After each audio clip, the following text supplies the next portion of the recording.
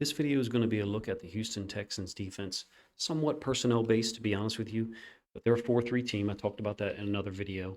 I'll show you how they line up to certain formations. You're going to see some examples of 12 personnel, 11 personnel. They actually keep their base defense on the field sometimes against 11 personnel, so that's unique. I'll show you some of the coverage. I don't want to say tendencies at this point because I'm only going to show you 15 plays. I'm going to do something a little bit different than normal. I'm actually going to show you guys the play rundown that I'm using, meaning the plays as I categorize them in my on my computer, the file names. So you can see they're in numerical order 1 to 93. And I tried to find you film from their game against the Patriots in week 1 of the preseason, their game against the Dolphins in week 2, and then I think against the Saints in week 3. Less film against the Dolphins, to be honest with you, and that's going to be packaged at the end. Where I am in terms of my process watching the Texans defense, thinking about how the Ravens might attack them, is obviously far behind the Ravens coaching staff, their players and everything, which to be expected. They're far more talented and dedicated than I am. But this is what I try to do on Saturday mornings. And if you're unfamiliar with that, I do a Saturday morning live stream, try to preview the game, show some things that maybe the Ravens can take advantage of, show some things that I've noticed, some things that I thought I noticed, and then unlearned through watching more film. It's going to all be based on the Texans' preseason defense. I don't really think you can extrapolate a lot from their defense last year. They did allow a very low number of touchdown passes last year. I think they have I think they got a talented roster, period. Much better than a lot of people give them credit for. But I really like their DB core. Jalen Petre, Steven Nelson, Derek Stingley, I think is going to have a big year. I think those guys are going to play better and be more supported with some of the things the Texans are doing. I think they're very sound defensively. And I think they play with leverage. So they line up in a way that supports each other. And I don't think that D'Amico Ryans is leaving a whole lot to chance. You'll see some 12 personnel against their base 4-3.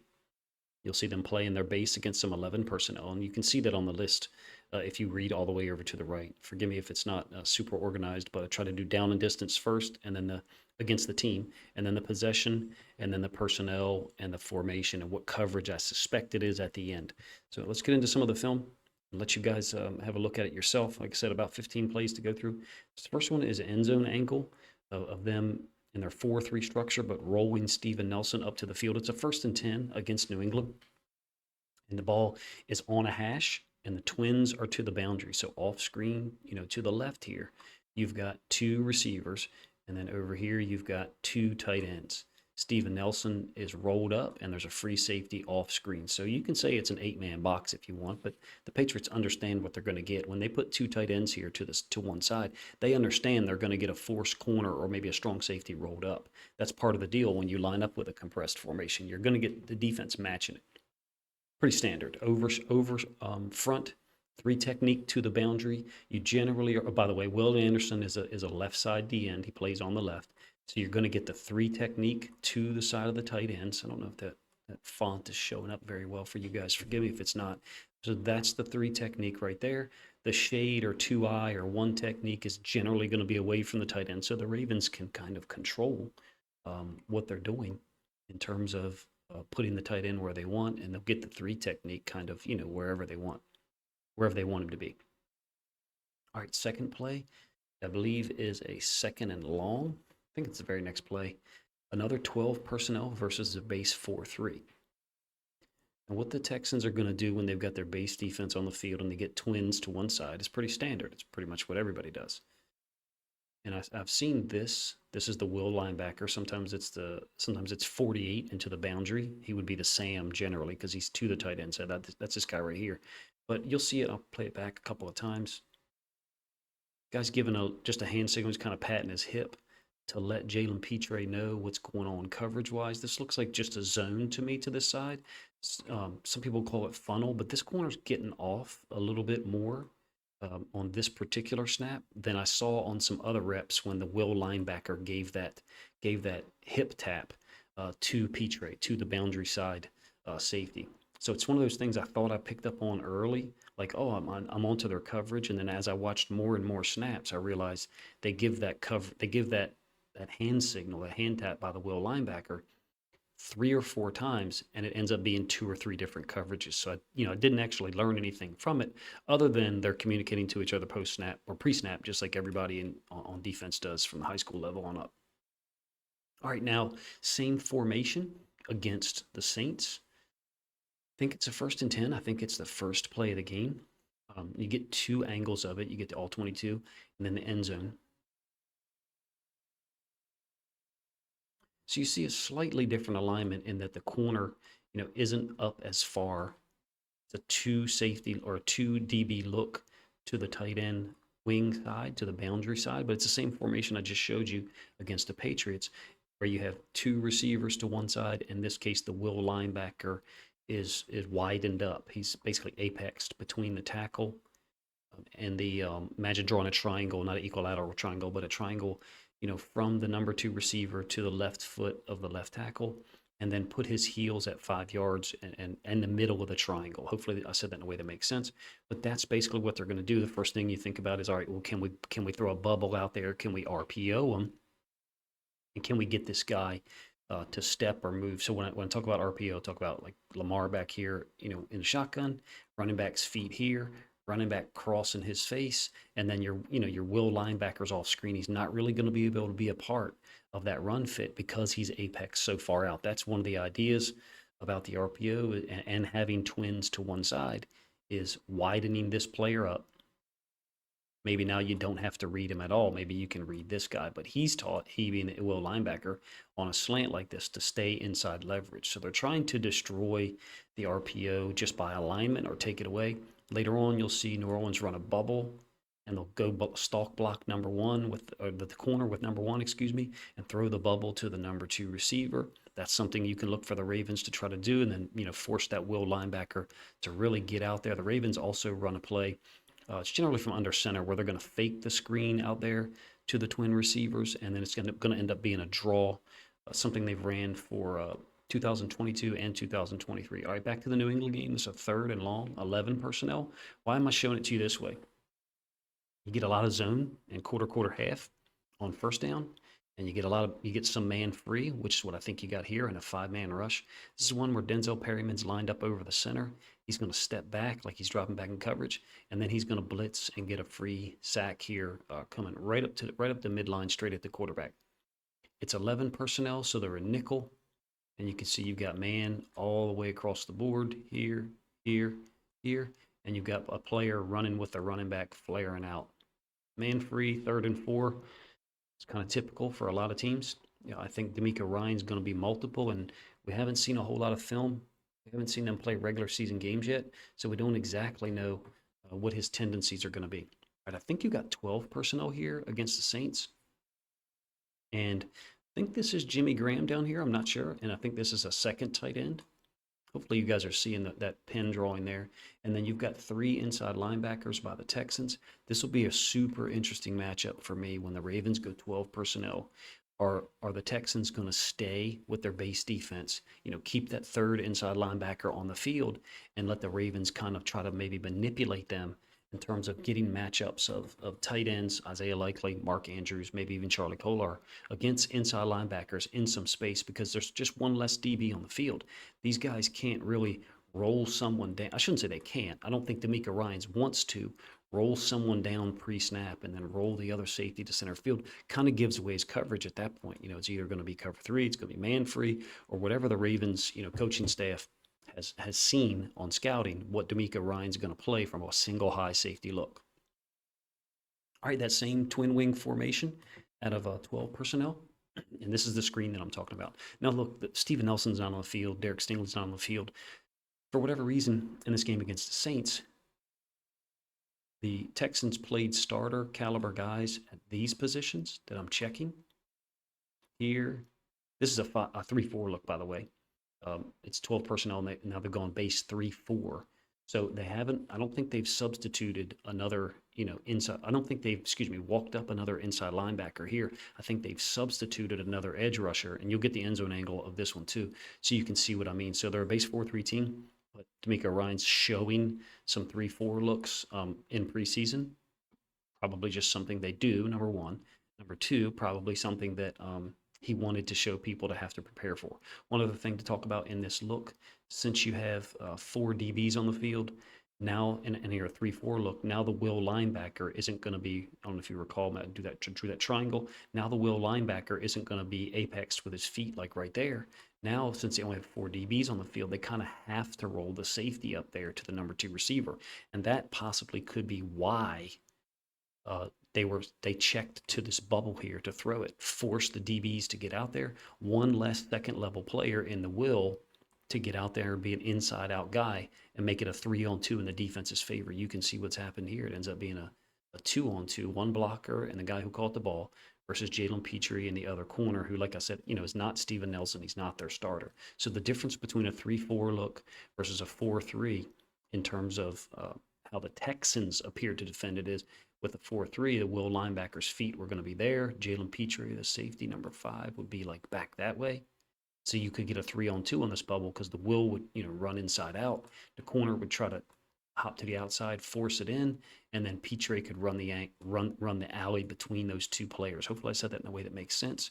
I don't know which one the Texans will go to against 12 personnel, but to me they look like a base 4-3 team based on most of the reps that I've seen from the preseason. Same play, end zone angle. You can see edge defender, Will Anderson, D tackle, B gap responsible. All right, back to some film against New England. And you got 11 personnel.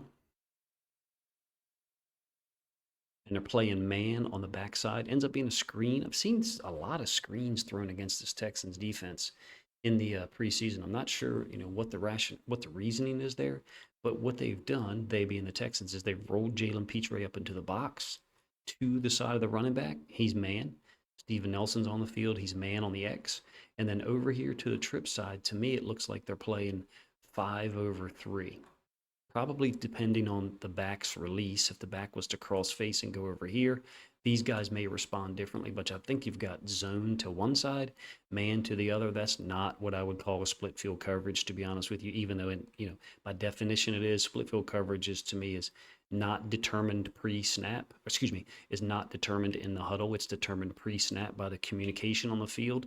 I think this was it's the backside of trips. We're playing man on the X and man on the running back, and you guys over there to the front side are playing zone. That's pretty typical. That's what teams have done to trips for a long time. I will say that the Texans seem to be a team that does that more and does it, I guess I should say, does it less when you have a 2-by-2 formation. So if you got 2 receivers to this side and 2 receivers to this side, more of their coverages seem to be hard-coded, like cover 2, sometimes quarter, half, but you get less of the combo coverage, zone to one side, man to the other. I think that's pretty standard for most defenses, at least from the high school level on up.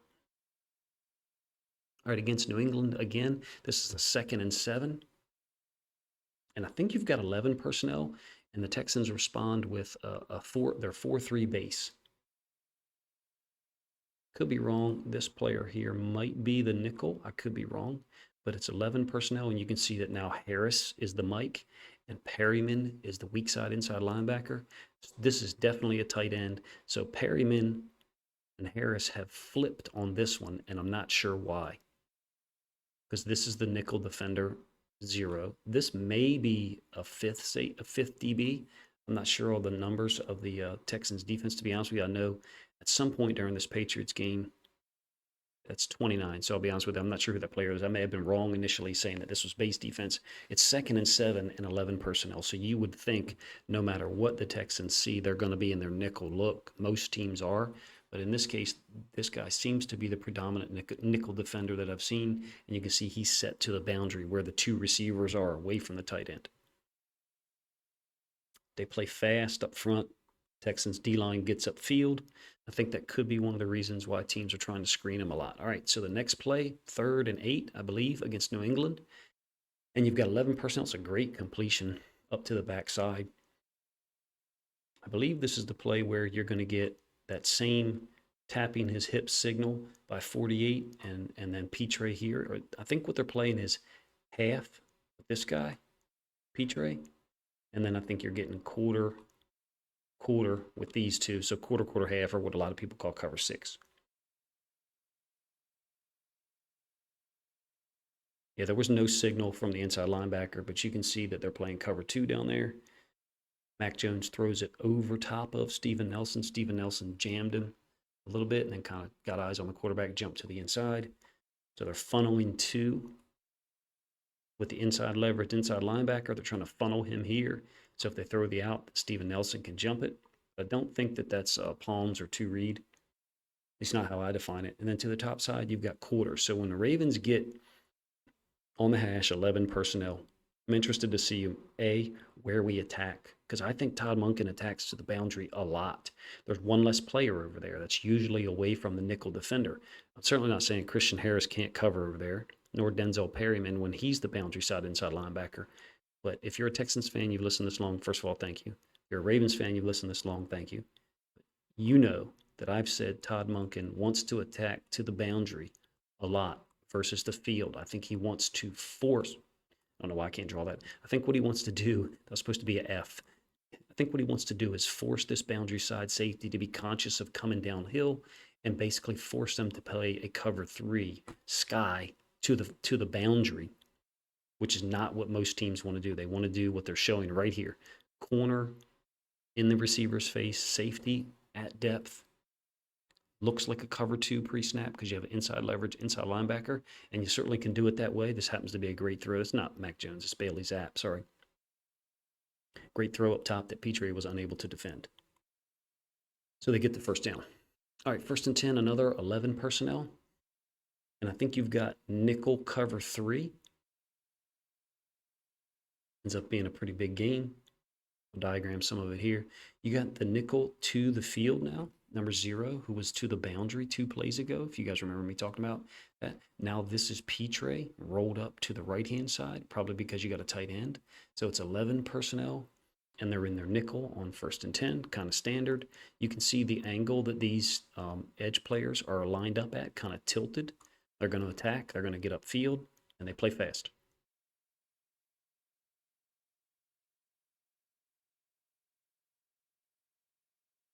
I think it ends up being a 2nd and 1. Really weird spot on that play. I thought the guy got the first down. 2nd and 1, you got 11 personnel. And they go trips to the field. So this is number 3, the tight end. This is number 2. This is number 1. You got the backside X here. Remember earlier we were talking about them playing man with the backside X? Well, now they got the safety sitting over the top. Watch what Will Anderson, this D tackle, and Derek Stingley do from the boundary from the left-hand side. I don't think I gave you the end zone angle, so I'll run this one a couple of times. We call it crash week. Basically, everybody's slamming the inside gap. Will Anderson ends up in B. Derek Stingley goes inside of the wide receiver, forces the running back to have nowhere to go, essentially try to bounce it. He runs right into Will Anderson. He still picks up the first down. Just a crash week call, backside of trips, and it allows the safety to play over the top. Kind of a domino effect, if you will. Certainly the Texans didn't know it was a run play, but 2nd and 1, that's what they were figuring. That's what they were planning on. And they sold out to stop it. All right, 1st and 10, because like I said, they converted it. 11 personnel jokers. Again, I think you've got a nickel set. So I believe this is number 29. This is Christian Harris, which is where he's generally been lined up. Ball on the hash, 11 personnel. He's generally been the boundary side guy. In their base defense, he would be lined up to the tight end side, excuse me. So it looks to me like when they go base 4-3, Christian Harris is going to line up to the tight end side. And when they go nickel, ball on the hash, he's going to be into the boundary. Don't know if you guys are interested in those things, but that's what I look for. And certainly there's other people who look for more advanced things than I do. So 1st and 10, 11 personnel jokers. Patriots are kind of max protecting it. Definitely looks like you're getting man up here with Stingley. Man with the nickel. Nelson might be in some kind of man leverage. I didn't really look at it, to be honest with you. Zapp has to throw the ball out of bounds. They attack with the defensive line. They're going to attack our offensive line. I'm really interested in what the Ravens can develop as far as screens or quick stuff to the outside, maybe even draws. These guys want to get upfield. I think they're taught to attack just like the 49ers even front defensive line did and still continues to do. I think you have a 3rd and long here. You can see a whole lot different alignment by these corners off. Inside linebackers at depth, so kind of inconsequential. It's a man backside, apparently, to the single receiver side. Ends up being a screen. Nice job by Perryman and Petre getting involved. I think you get the same signal by this boundary side inside linebacker that I've talked about twice, once mistakenly. Yeah, he's just giving a signal. And the first time I saw that, the first two times I saw that, I thought that it meant, cover two. So, this guy staying and forcing everything inside of him, the safety kind of playing over the top, and then the inside linebacker playing like hook to curl, inside out leverage. But then I saw a couple of reps where it looked like man, so could mean nothing. And besides, on a broadcast angle, you guys probably won't see that anyway, and nor will I. Great effort by Perryman, like I said. Watch where he lines up on the screen. Super fast guy. Talked about him in other videos. There's where the ball is. There's the midline. Perryman is on the right-hand side. Looks like he's B-gap to the field. And he ends up, I think, being the guy to make first contact on the screen to the boundary. I do think those are the types of plays the Ravens will look at. Maybe not on third and 15, but we're certainly a boundary-based team now. All right, now you have a 1st and 10, 11 personnel trips again, so similar, formation-wise to some of the stuff we've talked about recently. And I think you get quarter, half. It seems to me that they play more quarter, half when the ball is on the left hash for the offense. Forgive my writing, it's difficult to write up there, but that's the half. And then I think you end up getting quarter and quarter. So that means this guy's like a squat corner. He's sitting in the flat. So you got, some people call it split field coverage. I really don't, because it's hard coded based on the formation for me. It's not called pre-snap by the players necessarily. You're generally going to get the quarter side to the side of the nickel defender and the half side away from the nickel defender. You've got boundary side corner. I think this is Christian Harris, or at least it should be. And then this is Jalen Petre, number 5. Ball on the left hash, nickel, trips to the field. Seems to be quarter, half to me. Todd Monken would be looking at, okay, let's put him in that situation. 11 personnel, trips to the right. Ball on the left hash, trips to the right. We think we're going to get quarter, half. We may not, but that we're going to attack it as such and see if they're staying with their tendencies. That's kind of the way that I understand how to do things. Certainly other people do it in different ways, but you can see the difference between this corner and this corner in terms of their depth post snap. And it's because I believe this is, quarter, and then up top, like I've already drawn before, half in Jalen Petre, or what some people call cover 6.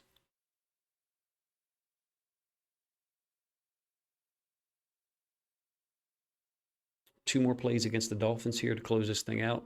Not sure there's any conclusions here. So if you sat through this and you're like, Coach, you didn't really tell me anything that was definitive, I'm admitting to you up front that I didn't, at least.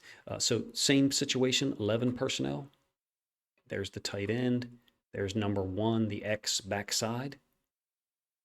And I think you get quarter, half. So I'm trying to give you similar situations. This is 3rd and long, I believe, 3rd and 8. It's a completion against Denzel Perryman. Ball on the left hash, 11 personnel, trips to the field. You've got Christian Harris here, 48. Looks like he's given that slap in the hip signal. There's Petre, and there's Steven Nelson, the right corner. If the ball was over on the other side, ball was on the other to the right hash, then I think Derek Stingley would still be the boundary side corner. I think they go right and left. And then Christian Harris would be the boundary side inside linebacker. Perryman would be the Mike, and then the nickel defender, who is number 6, I think. No, number 0, sorry, would be down to the bottom side of the screen. Super sloppy writing by me, forgive me. D-line's in this like jet alignment where they're going to get upfield. You can see the cover 2. 21 kind of got hands on, sat there. Petre's playing over the top. 48 playing inside leverage.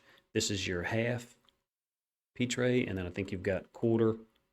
Excuse me, that's a half. I think you've got quarter here, and that should be a 4. It'll get a better mouse pointer.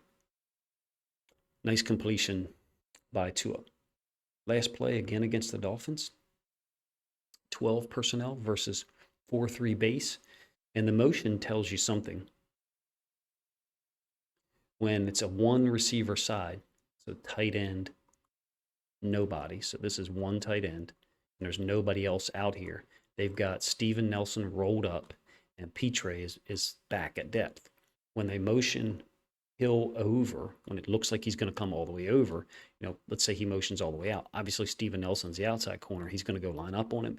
Petre's rolling down. So I think what the Dolphins are doing, if it's a pass play, which it's not, it's a run concept, is they're trying to elicit the coverage from the Texans. Another thing to note, there's a tight end on the field. Again, I think it's 12 personnel. He's number 48, so he could be a fullback, so it could be 21. And the Dolphins certainly, use their fullbacks a lot. Now you've got, I think Harris is to the tight end because it's their base defense. And then there's the will linebacker. Even though the ball's on the hash, Harris is not lined up to the boundary because they're in their base look. So Christian Harris seems to be a guy who is their Sam linebacker in their 4-3, in their base look. And then when they go nickel, he's the boundary side inside linebacker. So it seems to me they're going to keep him and Perryman on the field. Can't blame him. Perryman's playing super well, as evidenced by this play. Nelson is a tough player. I haven't seen a ton of film of him, but he just looks tough to me. I'm talking about Nelson, number 21. They're going to get a kick-out block, and Nelson's going to take it on. He's the force defender. It's a pulling guard. It's just F counter. So he's got to force the ball inside. Harris is going to go in between the two pullers, so he's going to fit inside the first puller, outside the second puller. And then Perryman fits behind the second puller, and the tight end can't get to him off the combo block because Perryman kind of folds over the top. That's a look at their base defense, nickel defense, how I think they line up. I haven't sussed out all the coverage stuff. I may not be able to be honest with you. It's just impossible to get all the situations out. I tried to look at just the moments when their base defense was on the field, meaning their starters. I shouldn't say base defense. Their starting defense was on the field. How the Ravens could attack them. I mean, they're going to attack to the boundary. Try to get in formations where they know what the coverage will be, or where Monken at least has a pretty good idea of what the coverage will be, and then attack them from there. If I didn't get to enough conclusions for you guys, feel free to let me know. Saturday morning's live stream is usually where, by that time, I have some more things figured out. I was interested in looking at some of their 4-3 stuff. I think I've figured a couple things out, particularly against 12 personnel. Haven't seen a lot of 21, which the Ravens apparently will use since Pat Ricard is, on the roster. Appreciate you guys. If you've watched this long, first of all, I really appreciate it. Let me know what you think of the video in the comment section. If you'd like to see more of this, let me know. Probably will have a more data-oriented look at their defense and their coverages as we get to Saturday morning. Appreciate you guys' time.